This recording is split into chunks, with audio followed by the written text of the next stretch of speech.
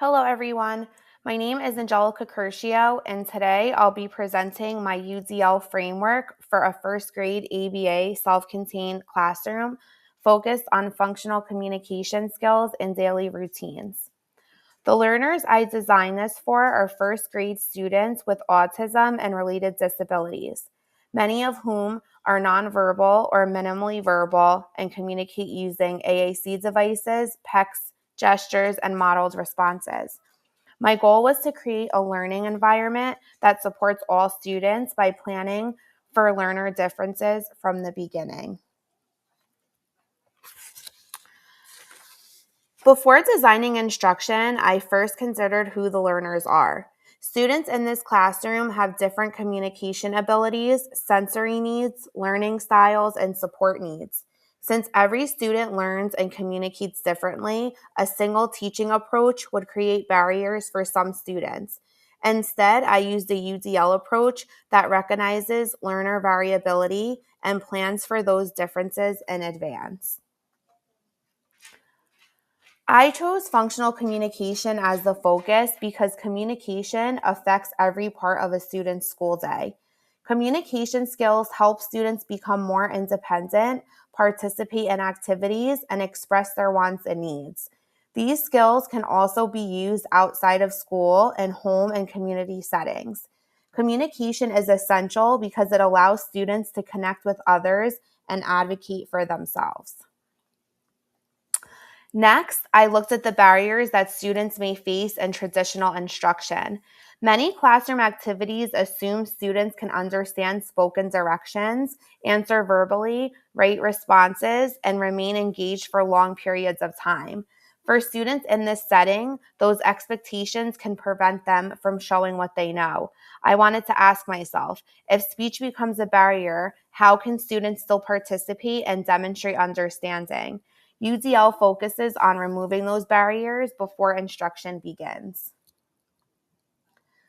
The first UDL principle I included was multiple means of representation.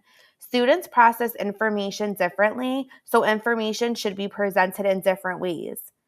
In this classroom, I included visual schedules, picture icons, text cards, teacher modeling, real objects, and video examples. Presenting information in multiple formats helps students access content without relying on spoken language. The second principle is multiple means of action and expression. Students should have different ways to communicate and show understanding. Instead of expecting verbal responses, students can use AAC devices, PECs cards, pointing, gestures, or picture symbols. For example, if a student wants bubbles or a preferred activity, they can communicate using whichever method best meets their individual needs. The goal remains the same, but the way the students respond can look different. The third principle is multiple means of engagement. Students are more motivated when learning connects to their interests and preferences. I included preferred activities such as music, toy cars, movement activities, sensory supports, and bubbles during communication practice. I also included opportunities for choice because allowing students to make decisions can increase motivation, participation, and independence. A major part of this framework is flexibility. The learning goal stays the same, which is demonstrating functional communication, but students may reach that goal in different ways. Materials include AAC devices, PECs cards, visual schedules, and sensory supports. Instructional methods include modeling, guided practice, and individualized supports. Assessments are also flexible because progress can be measured through observations and communication data rather than one single method.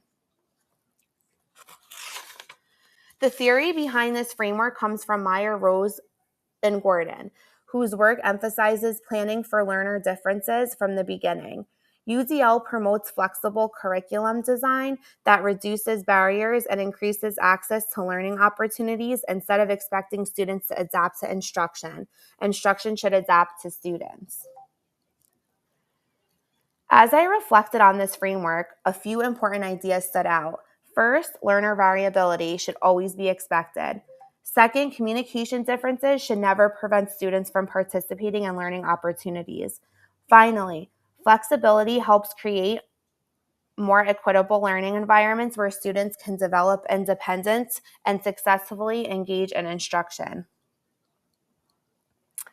To conclude, this framework demonstrates how UDL can support communication and participation within a first grade ABA self-contained classroom. By providing multiple means of representation, action and expression, and engagement, educators can reduce barriers and create more accessible learning experiences for all students. Thank you for listening.